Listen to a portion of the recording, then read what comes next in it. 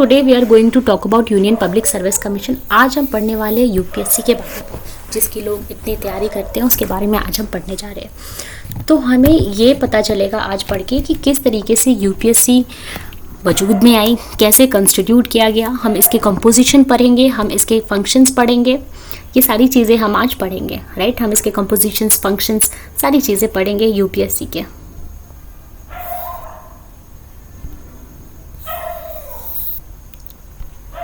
Right, तो हम पढ़ने जा रहे हैं यूपीएससी के फंक्शंस के बारे में। तो यूनियन पब्लिक सर्विस कमीशन, ये जो नाम है ये पहले ऐसा नाम था नहीं।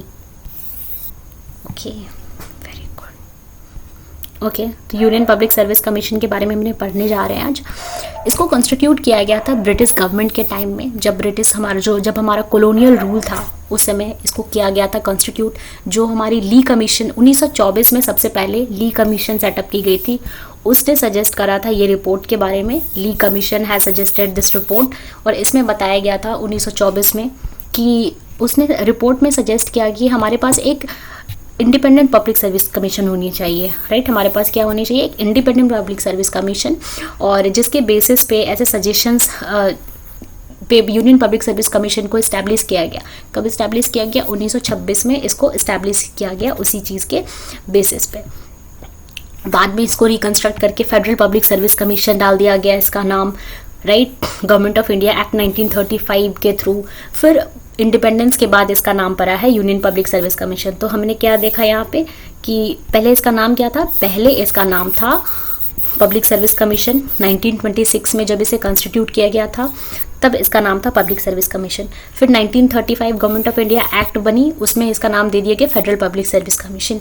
फिर इंडिपेंडेंस के बाद इसका नाम हो गया union Public Service commission, right. चलिए, अब हमने पढ़ लिया यूनियन पब्लिक सर्विस कमीशन का ओरिजिन कैसे हुआ। अब हम देखेंगे कि यूनियन पब्लिक सर्विस कमीशन जो हमारे इंडिया में है उसका क्या है, ठीक है। तो हमारा आर्टिकल 315, राइट, हमारा जो आर्टिकल 315 है उसमें हमारे यूपीएससी के बारे में बताया गया है। हमने पहले ही डिस्कस करा कि यूपीएससी जो है ये एक क्या है? ये एक कॉन्स्टिट्यूशनल बॉडी है, राइट। कॉन्स्टिट्यूशनल बॉडी है क्योंकि इसे कॉन्स्टिट्यूशन में जगह दी गई है। ये कॉन्स्टिट्यूशन का पार्ट है, इस पार्ट में डाला गया है कॉन्स्टिट्यूशन के।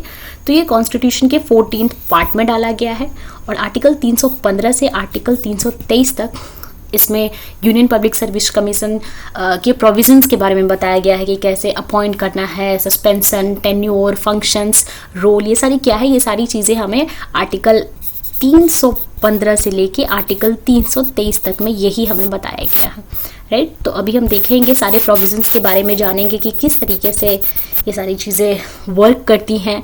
और इसमें आर्टिकल 14 में हमने देखा कि किस में बताया गया, आर्टिकल 14 में बताया गया है। आर्टिकल 315 से पार्ट 14 ऑफ इंडियन कॉन्स्टिट्यूशन 315 से 23 आर्टिकल में बताया गया है, जो एग्ज़ाम कंडक्ट करवाती है और कैंडिडेट्स को अपॉइंट करती है। ये सारी चीज़ें हमने देख ली। अब हम नेक्स्ट देखने वाले हैं कॉन्स्टिट्यूशनल प्रोविजन। तो हम यहाँ पे देखेंगे कि किस तरीके से डिफरेंट प्रोविजंस जो है हमारे इंडियन कॉन्स्टिट्यूशन के, वो क्या बताती है। हमारा आर्टिकल 315, इसमें बोला गया है, इसमें क्या प्रोविजन दिया गया है? इसमें दिया गया है कि पब्लिक सर्विस कमीशन यूनियन के लिए भी है और स्टेट के लिए भी है। आगे हम देखेंगे किस तरीके से ये स्टेट के लिए भी है। आर्टिकल 316, इसमें हमारे अपॉइंटमेंट का टर्म ऑफ ऑफिस बताया गया है। फिर हमारा आर्टिकल 317, इसमें बताया गया है removal and suspension of a member of public Service commission, कि कैसे रिमूव करना है, कैसे सस्पेंड करना है किसी भी पब्लिक सर्विस कमीशन के मेंबर को। फिर हमारा आर्टिकल है 318, इसमें हम देखेंगे कि किस तरीके से क्या किया गया है। इसमें आर्टिकल 318 में हमारा बताया गया है कि power to make regulation as to condition of service, 318 में बताया गया है ये चीज़। ये सारी चीज़ें हम बाद में देखेंगे। सबसे पहले हम फंक्शन के बारे में पढ़ते हैं। फंक्शन क्या है यूपीएससी का? फंक्शन क्या है यूपीएससी का? फंक्शन के बारे में अगर हम देखेंगे तो फंक्शन जो है, यूपीएससी एग्ज़ाम कंडक्ट करवाती है पूरे ऑल इंडिया सर्विस के लिए, public service for different Indian states. कभी कभी स्टेट्स के लिए भी जॉइंट वेंचर में करवाती है, कभी कभी यूनियन टेरिटरीज़ के लिए तो हमेशा करवाती है, और स्टेट्स के लिए ये हेल्प करती है स्टेट को कोई भी स्कीम्स को इम्प्लीमेंट करवाने में। ये स्टेट को हेल्प करती है। कोई भी स्कीम्स है, को इम्प्लीमेंट करवाने में किसे हेल्प करती है, स्टेट को, और कभी कभी कंबाइंड रिक्रूटमेंट में भी हेल्प करती है स्टेट्स को। तो पहला हमने क्या पढ़ा, पहला हमने पढ़ा कि ये एग्ज़ाम कंडक्ट करवाती है इंडियन स्टेट्स के लिए और यूनियन टेरिटरीज के लिए और सेंट्रल सर्विसेज के लिए, राइट। फिर दूसरा पॉइंट हमने क्या देखा, दूसरा पॉइंट हमने देखा कि किस तरीके से ये स्टेट को रिक्रूटमेंट कराने में भी हेल्प करती है, स्कीम्स भी इम्प्लीमेंट कराने में हेल्प करती है।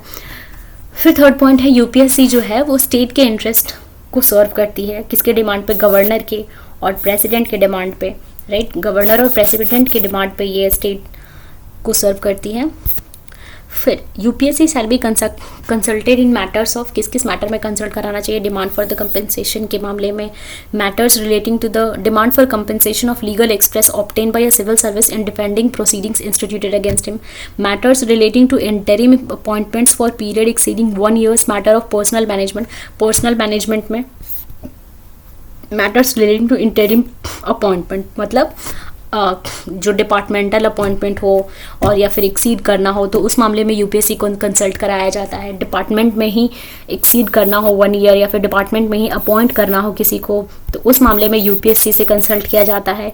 या फिर कंपनसेशन का डिमांड होता है ना फॉर लीगल एक्सप्रेस, जो एक सिविल सर्वेंट्स डिमांड करता है अपनी process against him.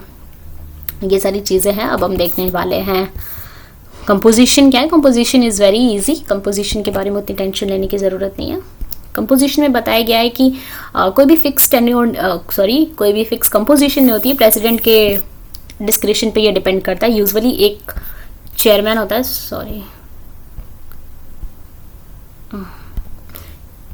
Usually chairman होता है, ठीक है, एक चेयरमैन होता है और बाकी कुछ 10 इसके जो है वो मेंबर होते हैं, 10 मेंबर होते हैं। एक चेयरमैन होता है जो प्रेसिडेंट ऑफ इंडिया है और वो अपॉइंट कराता है। The president of India appoints UPSC chairman और अदर मेंबर्स, और इसकी जो टेन्योर होती है वो 6 year के लिए होती है चेयरमैन की, और 65 years एज में ये क्या होता है, रिटायर कर जाते हैं। 65 years ऑफ एज वो रिटायर कर जाते हैं, 6 year टेन्योर होती है उनकी। बात यहीं पे कंपोजिशन की खत्म हो जाती है। कंपोजिशन एज इजी एट। अब क्राइटेरिया क्या है रिमूवल का, ये सारी चीज़ें हम बाद में देखेंगे।